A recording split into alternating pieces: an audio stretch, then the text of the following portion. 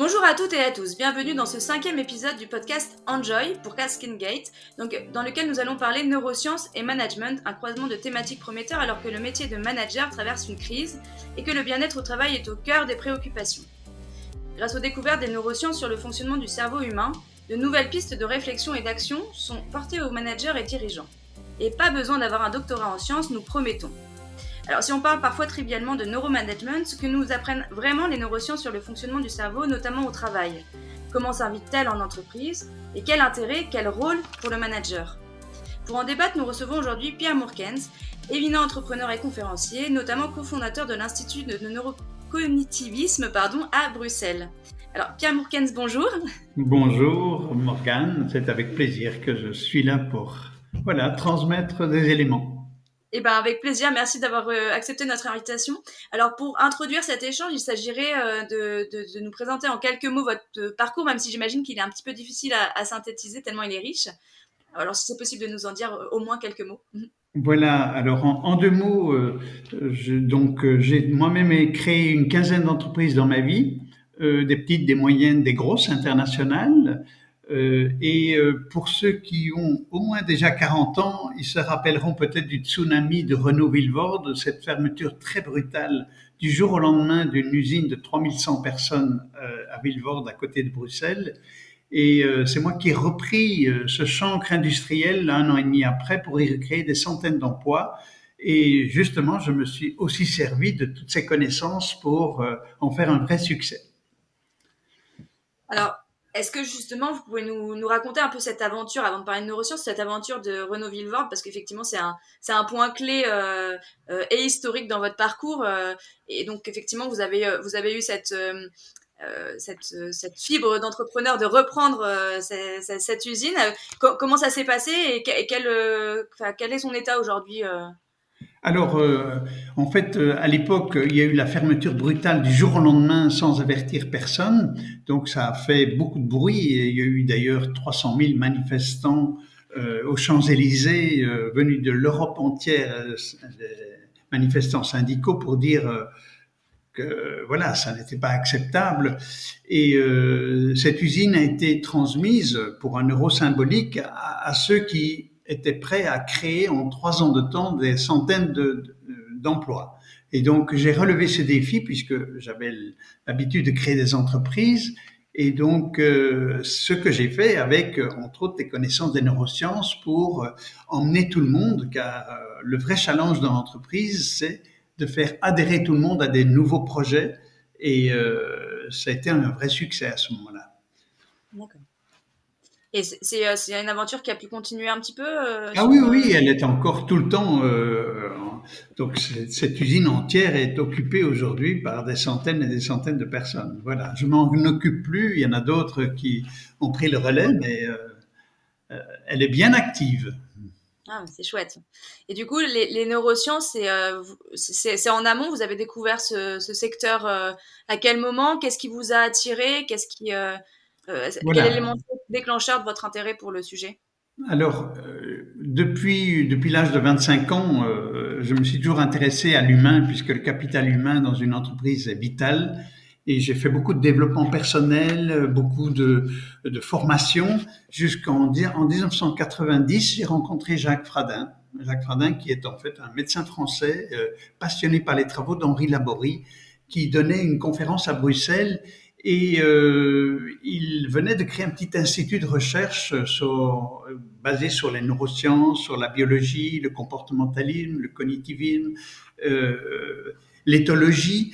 Et j'ai trouvé passionnant cette approche parce qu'elle faisait un lien entre les sciences dures et les sciences molles. Les sciences dures, c'est tout ce qui est les sciences comme on les connaît, et les sciences molles, c'était plutôt la psychologie, les sciences humaines. Et en fait, ce qui est extraordinaire, c'est que les deux se relient très fort, et ça m'a passionné. Du coup, je me suis formé, et depuis 1990, j'ai financé très très largement une centaine d'années hommes recherche dans ce domaine, dans l'Institut de médecine environnementale. C'est ce qui me permet aujourd'hui, après depuis 12 ans maintenant, d'avoir créé l'Institut de neurocognitivisme, qui est un institut de transfert de ces connaissances, aussi bien aux managers, aux coachs, aux psychologues, enfin peu importe. C'est un public très divers, mais qui enfin apprend à comprendre comment on fonctionne. Hein. C'est une vraie grille de lecture de l'humain qu'on apporte. C'est ça. En 12 ans, vous avez créé cet institut et vous avez transmis ces connaissances tant dans vos conférences que dans les entreprises. Est-ce que vous constatez un intérêt croissant pour le sujet? Alors, l'intérêt est vraiment croissant depuis, je dirais, depuis longtemps, mais plutôt pour des initiés. Or, aujourd'hui, ça intéresse beaucoup, beaucoup plus de monde. C'est un public beaucoup plus large parce que on sent que le monde évolue très, très vite aujourd'hui. Il y a des bouleversements, des changements. Je dirais que le monde change tellement vite aujourd'hui que beaucoup sommes un peu perturbés par tout cela. Et aujourd'hui, les neurosciences apportent une vraie grille de lecture, de compréhension de ces changements, non pas des changements, mais de comment aborder le changement dans la sérénité. Dans la sérénité. Et c'est pour ça qu'on peut développer ce qu'on appelle, nous, une intelligence adaptative. Hein, bon, le cerveau, en gros, parce que nos recherches sont axés uniquement sur la notion des décisions et des comportements, hein, non pas sur l'aspect médical des choses. Et ce qui est intéressant, c'est de comprendre qu'on a essentiellement dans notre cerveau une partie arrière qui est plutôt ce qu'on appelle le limbique, qui est plutôt un disque dur de nos connaissances, de nos savoirs, de nos vécus, de nos émotions, de nos motivations, et qui est un référent, un référentiel pour prendre des milliers de décisions par jour. Mais nous avons aussi à l'avant du cerveau ce qu'on appelle le néocortex préfrontal, qui va se développer, je dirais, biologiquement jusqu'à l'âge de 25 ans sur le plan biologique, qui est cette capacité d'intelligence adaptative qui a la capacité d'aborder l'inconnu, avec plaisir même. C'est lui qui peut gérer, je dirais, ce qui est nouveau. C'est le cerveau de l'apprentissage, de la découverte, c'est le cerveau de la curiosité, de l'adaptation. Et donc, dans un monde aussi complexe qu'aujourd'hui, qui est changeant, où on doit de plus en plus travailler en collectivité, en co-intelligence, où on doit aussi se définir mieux, c'est-à-dire trouver du sens à sa vie. Et comprendre que cet avant du cerveau a une capacité absolument colossale et qui doit se développer dès la petite enfance pour précisément aborder l'inconnu dans la sérénité. Lorsqu'on n'est pas serein face au changement, lorsqu'on est dans des situations nouvelles, parfois même délicates ou difficiles, ou qu'on n'aime pas trop, on a tendance à stresser. Et le stress, on le sait aujourd'hui, les neurosciences le disent, le stress est un inhibiteur de notre intelligence adaptative. Lorsqu'on est en stress, en fait, on perd tous ses moyens. On croit en avoir, mais en fait, on perd ses moyens d'intelligence, d'adaptation au changement. Et tout ça est dû à quoi? Dû à simplement des certitudes, des croyances, des idées toutes faites que nous avons sur les choses, des préjugés. Et tout ça aussi s'insère dans l'arrière de notre cerveau comme étant des vérités. Or, nous devons débloquer tout ça. C'est un travail à faire pour apprendre à dégripper ce qui, en fait, nous empêche d'aborder l'inconnu avec du plaisir, avec de la joie, avec du besoin de trouver des véritables solutions pérennes. D'accord. C'est un peu l'important, c'est de bien comprendre cet avant et cet arrière du cerveau. Et c'est vrai que mes conférences permettent précisément d'en comprendre, je dirais, la teneur, la texture de l'avant et de l'arrière pour aborder ça et débloquer les blocages qui nous rendent inadaptés aux situations. On est presque du ressort de la psychologie, là, de ce que vous me dites. En fait, la psychologie a fait tout un pas sur l'humain et les neurosciences apportent à la psychologie une grille de lecture de compréhension. Donc, ce n'est pas loin de la psychologie, les neurosciences forment un apport à la psychologie. C'est pour ça qu'on parle d'ailleurs de neuropsychologie aujourd'hui. D'accord. Oui, c'est un support en fait. C'est un C'est un support. support de compréhension et les psychologues qui écoutent et qui se forment à tout ça comprennent que c'est une dimension supplémentaire. Alors justement, tout à l'heure, vous parliez de ce mix entre les sciences molles et les sciences dures. Oui, Vous vous intéressez notamment particulièrement à l'ANC, donc c'est l'approche neurocognitive et comportementale. Voilà, donc oui, on est vraiment sur ce croisement-là. Est-ce que vous pouvez nous en dire un petit peu plus sur ce concept-là de d'ANC? oui. Donc, si on d'abord peut-être donner le contexte. Le contexte, c'est un cerveau, grosso modo, un cerveau d'enfant à la naissance, c'est 350 grammes, c'est 1,4 kg à l'âge adulte. Et ce cerveau contient à peu près un peu moins de 100 milliards de neurones et 1 million de milliards de connexions. Donc c'est quelque chose de fabuleux. Hein. C'est un monde en soi qui est différent en chacun, puisqu'on a chacun un vécu différent. Et donc, aujourd'hui, les techniques permettent de voir ce qui s'y passe et nos travaux ont permis de faire le lien entre nos comportements, nos croyances, nos idées. Donc, les comportements sont essentiellement dus à, je dirais, cette boîte noire hein, qu'aujourd'hui on peut comprendre. Et nous pouvons y déceler plusieurs, je dirais, plusieurs dimensions. Hein.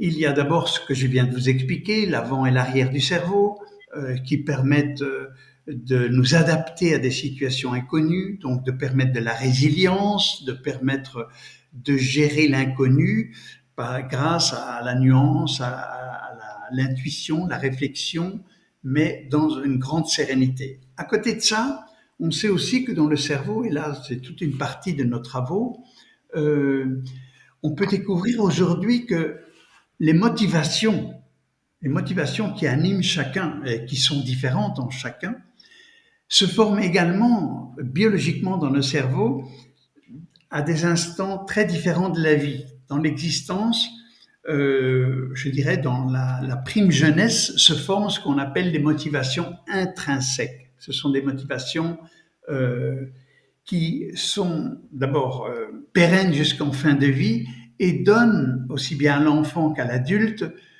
des plaisirs, les plaisirs de faire telle ou telle chose. Et chacun est différent et ces motivations intrinsèques sont une base fondamentale pour trouver entre autres du plaisir à faire les choses. Parce que ça ne nous quitte pas et ça fait partie d'un chacun de nous. Hein. Les uns sont plutôt dans la compétition, les autres plutôt dans l'observation, un troisième sera plutôt dans le plaisir de ranger, d'organiser, de structurer. Et on a ainsi des typologies qu'on peut d'ailleurs mixer. Hein. On peut avoir plusieurs typologies à la fois.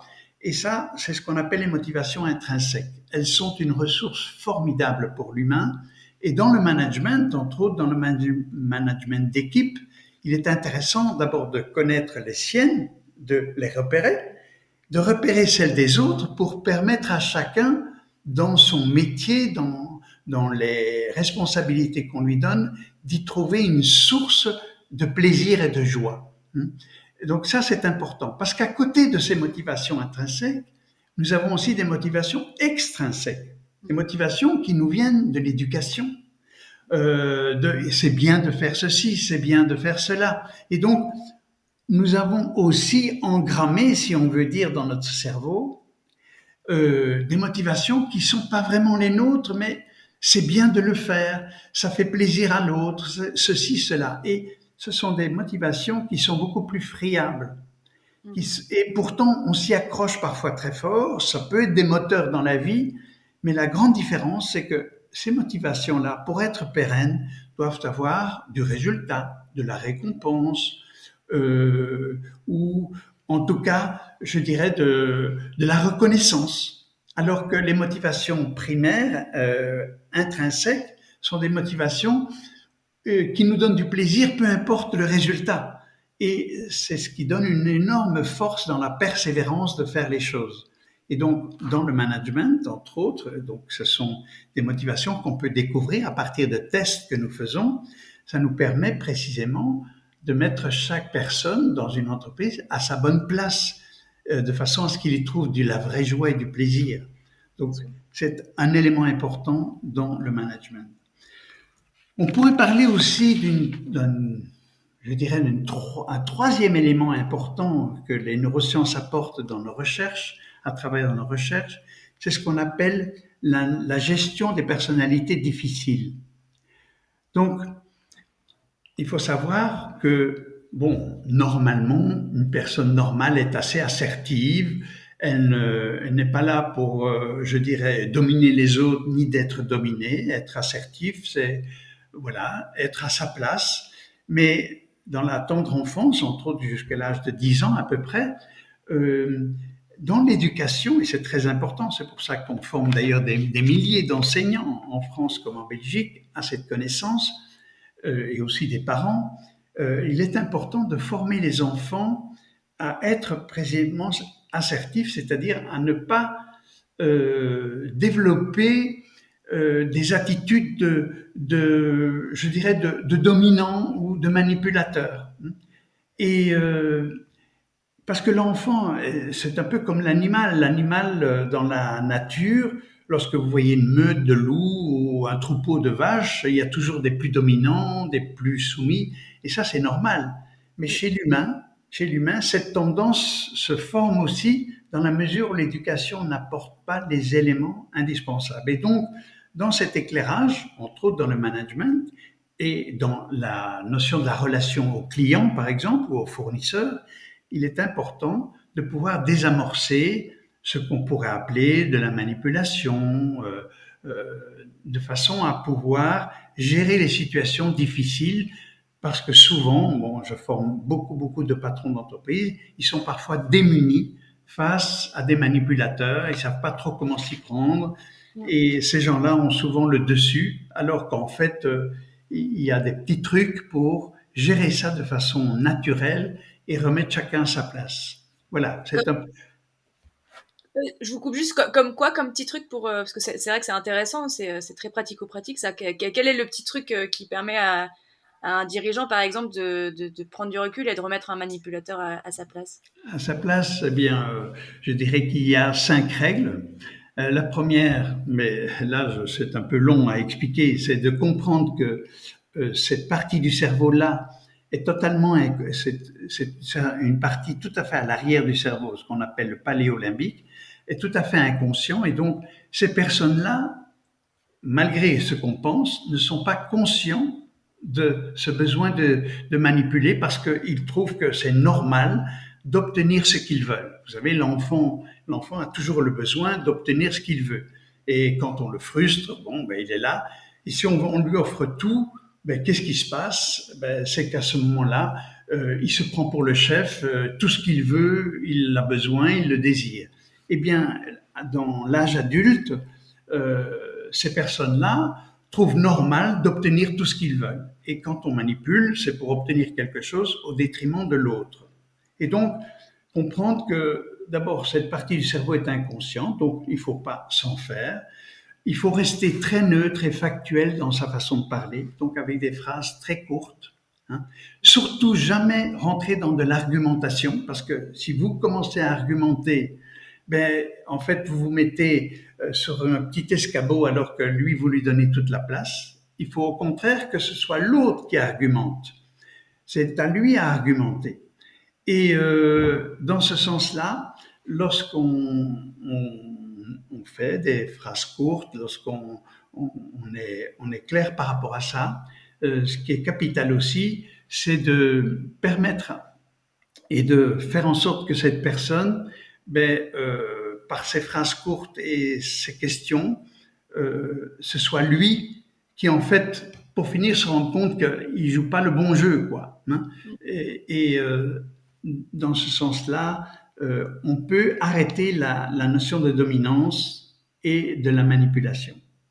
D'accord. En prenant beaucoup de recul au final. Ah oui, il faut rester très serein. Des phrases très courtes. Voilà. C'est important, entre autres, dans la gestion des équipes. Hein. Oui. Et pour rebondir sur ce que vous disiez juste avant aussi, vous parliez donc des motivations intrinsèques et extrinsèques. Les motivations extrinsèques semblent plus facilement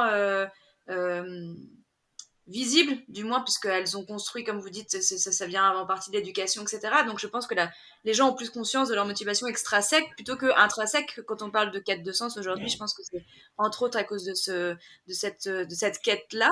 Enfin, vous, dans vos suivis, dans vos coachings, etc., quel test, justement, quel conseil vous m'avez donné, justement, pour que les gens puissent trouver ces motivations intrinsèques, cette place dont vous parliez?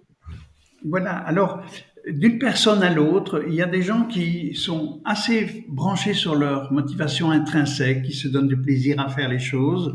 Ils ont aussi des motivations extrinsèques, c'est évident.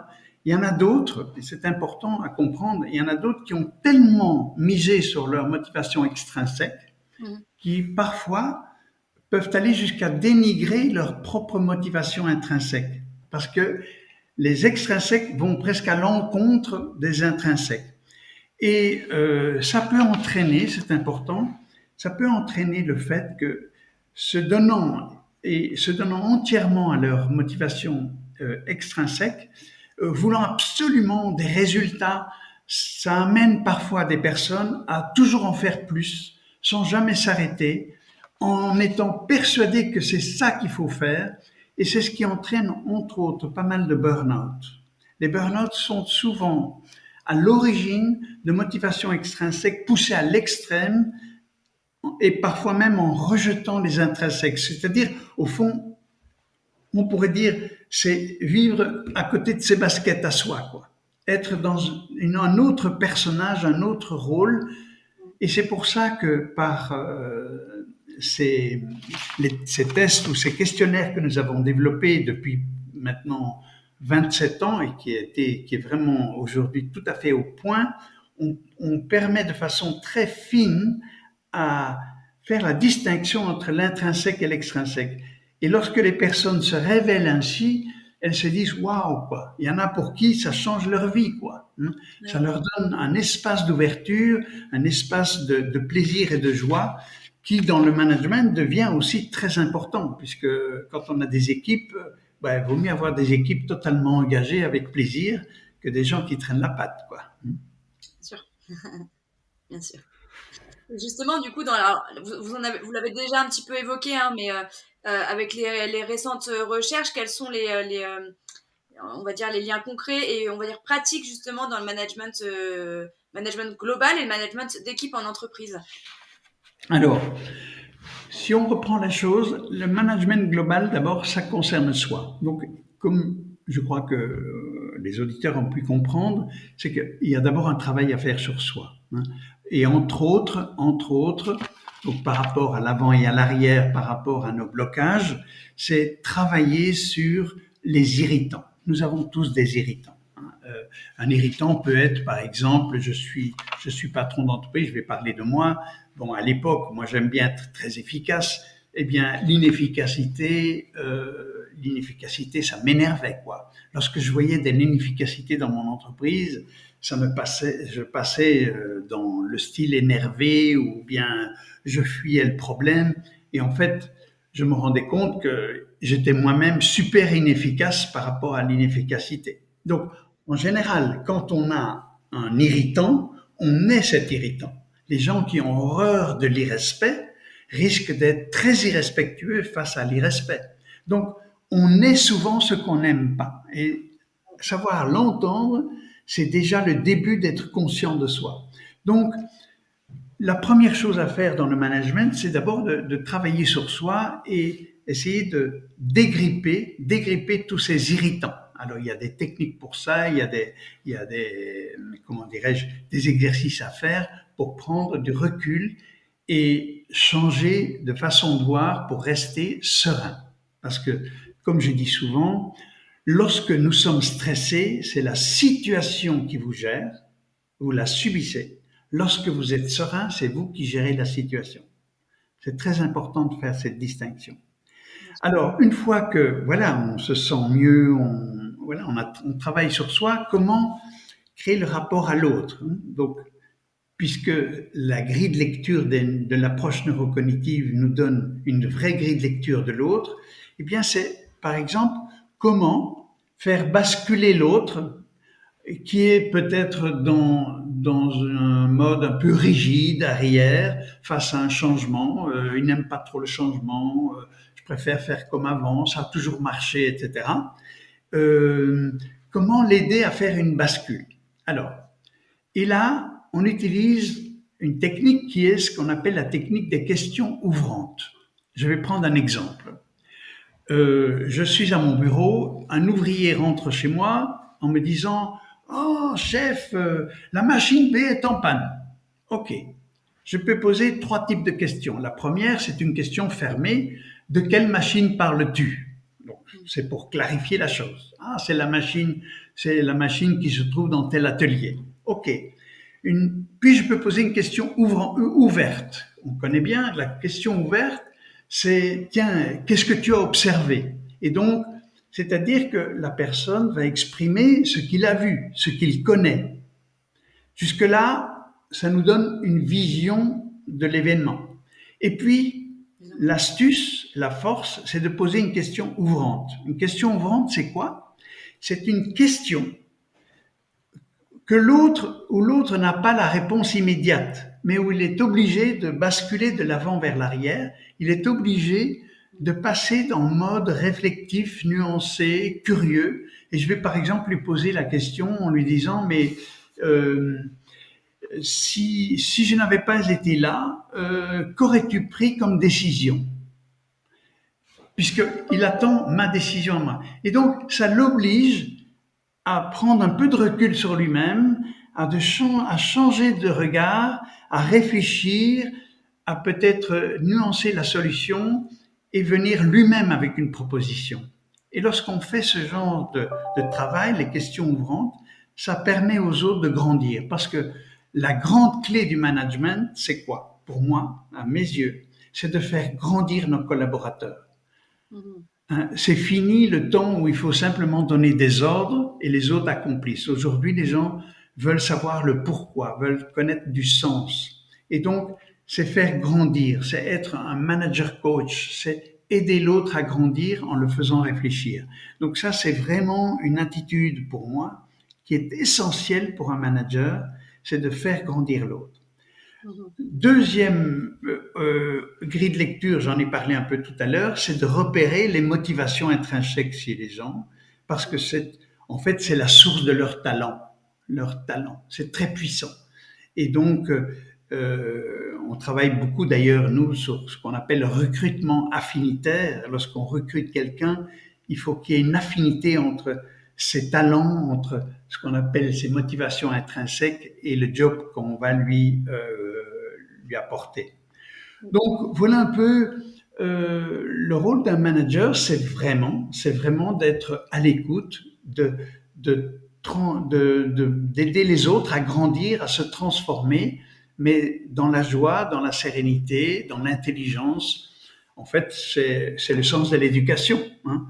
Et ce que je regrette, mais qui n'était pas possible autrefois, mais qui est possible aujourd'hui, c'est que dès la petite enfance, que ce soit à l'école, à l'université, on apprenne ces grilles de lecture de soi et de sa connaissance. On irait beaucoup, beaucoup plus vite dans notre monde à en faire un monde juste, intelligent, humain, empathique aussi. Voilà. De ce que vous me dites là, je trouve qu'il y a le mot derrière, c'est aussi l'empathie au final, en étant dans la compréhension de l'autre, alors de soi évidemment, mais de l'autre, comme votre question ouvrante à se dire qu'aurais-tu fait à ma place, il y a cette logique d'empathie qui vient du coup effectivement apporter une sorte d'intelligence collective, en fait, on se met à la place d'autrui. Oui, c'est ça, c'est de l'empathie qui entraîne quoi? Qui entraîne l'adhésion. Oui. L'adhésion est très importante. Hein. Donc l'adhésion et l'empathie, l'écoute. Donc apprendre à écouter aussi, c'est quelque chose qui, voilà, on n'a pas appris à écouter. Hein. Et écouter vraiment. Alors écouter, c'est pas simplement entendre les paroles, c'est aussi écouter ce qu'il y a derrière ces paroles, la frustration, la souffrance, ou la joie, ou le plaisir, ou le stress. Hein. Parce que on sait que quand quelqu'un est en stress, bah, son cortex préfrontal est assez inhibé, donc il n'est pas dans la créativité, dans l'innovation, il n'est pas dans l'acceptation du changement. Or, c'est vraiment le rôle du manager, c'est d'amener l'autre à retrouver de la sérénité. Hmm. Voilà ce que Sur, l'approche neurocognitive apporte de façon très concrète. de façon concrète au management. On est presque sur de l'éducation positive. Mais tout à fait, Oui. tout à fait. Et alors, quel conseil donneriez-vous à un dirigeant ou un manager qui veut entamer ce processus de changement, on va dire? Déjà, vous sembliez dire qu'il faut déjà faire un travail sur soi, mais voilà, quelles sont les étapes et quels sont les conseils que vous pourriez donner à tout manager ou dirigeant qui souhaiterait justement rentrer dans les neurosciences et sur l'approche neurocognitive et comportementaliste? Alors, il y a plusieurs étapes. La première, qui serait peut-être la plus simple, c'est en livre de poche pour 8,95 €. Il existe un livre qui s'appelle L'intelligence du stress, Mhm. écrit par Jacques Fradin, qui est à sa 17e édition aujourd'hui. Et c'est un petit livre. C'est un vrai bonheur parce que c'est plein d'exemples. Il y a quelques exercices qui expliquent cette notion de bascule entre le mode automatique et le mode mental adaptatif. Donc ça c'est voilà une première. Deuxième, ce que je fais beaucoup, ou avec mes équipes, hein, puisque j'ai des équipes en France aussi, vous avez dit je suis en Belgique, mais j'ai quand même 14 personnes dans mon équipe française. Et donc on peut, soit on révèle, on donne pas mal de conférences pour sensibiliser les patrons, les équipes de direction, ou même les employés, les ouvriers. Ça peut être un moment de sensibilisation, une conférence, une journée, ou alors ceux qui veulent vraiment aller plus loin et s'approprier l'ensemble de ces techniques, ben, nous avons une formation qu'on donne dans notre c'est une association, hein, l'Institut est une association sans but lucratif. Ok. Et ça, je l'ai voulu parce que je considère que ça fait partie du patrimoine de l'humanité. Et donc, ils peuvent s'inscrire dans ces formations qui sont excessivement puissantes. Ça dure 10 jours sur 6 mois. Ça peut se faire en distanciel, en présentiel. Et là, c'est un vrai bonheur, quoi. Les gens qui en sortent, ils se disent, waouh, quoi, j'ai vraiment les cartes en main pour jouer, quoi, sur Ouais. moi-même et sur les autres. Et ça profite également à la vie privée, bien sûr, hein, puisque tout ça est, il n'y a pas de frontière entre l'entreprise et le personnel aujourd'hui. C'est une Oui. frontière qui a plutôt disparu. Oui, oui, contrairement à ce qu'on pense ou ce qu'on veut bien dire, c'est-à-dire qu'on laisse le boulot à côté et de la vie perso, mais c'est des frontières qui sont très poreuses, hein. Voilà, voilà, oui, Ouais, absolument. ouais. Oui, donc vous constatez des énormes évolutions à la fin de vos formations, quoi. Ah, mais les témoignages sont bouleversants. Voilà, parce que c'est vraiment un changement de regard. C'est pas des trucs et des ficelles, c'est beaucoup plus que ça. C'est vraiment un travail qui se fait sur soi sans même s'en rendre compte et auquel c'est pas simplement on adhère, ça devient presque naturel sans s'en rendre compte. Il y a un développement qui se fait en soi parce qu'il y a la conscience qui est éveillée. Et puis par les exercices, on se rend compte des changements qu'on opère et de l'intérêt pour son bien-être. Bien sûr. Bon, on ne peut alors que conseiller à nos éditeurs d'acheter le petit livre de l'intelligence du stress et d'aller voir vos travaux ainsi que ceux de l'association, du coup, pour peut-être aller plus loin s'ils le souhaitent. Oui, voilà, il y a un site pour cela, hein, le www.neurocognitivisme.fr ou .com. Voilà. On se trouve. Très bien. Eh bien, écoutez, peut-être avez-vous un dernier mot pour la fin, Monsieur Mourkens? Un petit mot pour la fin. Oui, un petit mot pour la fin. Ben, le petit mot pour la fin, c'est changeons le monde avec intelligence, avec ouverture de cœur, avec empathie, comme vous l'avez dit, et surtout avec une connaissance de soi plus approfondie pour sortir de nos schémas standards qui n'amènent que les guerres, les conflits, pour le malheur du monde. Voilà. Merci pour ce beau mot de fin et ce beau message de paix, Monsieur Mourkens. Merci également pour avoir accepté notre invitation et pour cet Avec échange plaisir. passionnant que j'aurais adoré poursuivre pendant des heures, mais voilà, l'idée c'est de, de restreindre ça de manière à ce que ce soit le plus synthétique pour aussi les auditeurs, mais avec plaisir pour une prochaine fois éventuellement. Et Ce- Oui, ce que les auditeurs peuvent faire s'ils veulent en savoir un peu plus, il suffit d'aller sur YouTube, taper mon nom et il y a il y plein a plein de, il y a plein de conférences, oui, voilà, oui, sur vous avez YouTube. pas mal d'interventions effectivement, donc à voir sur YouTube. Absolument. En tout cas, je vous remercie très fort, Morgane, et bonne chance à vous hein, dans toutes vos émissions. C'est gentil, merci beaucoup, Monsieur Morkens. À Avec très plaisir. bientôt.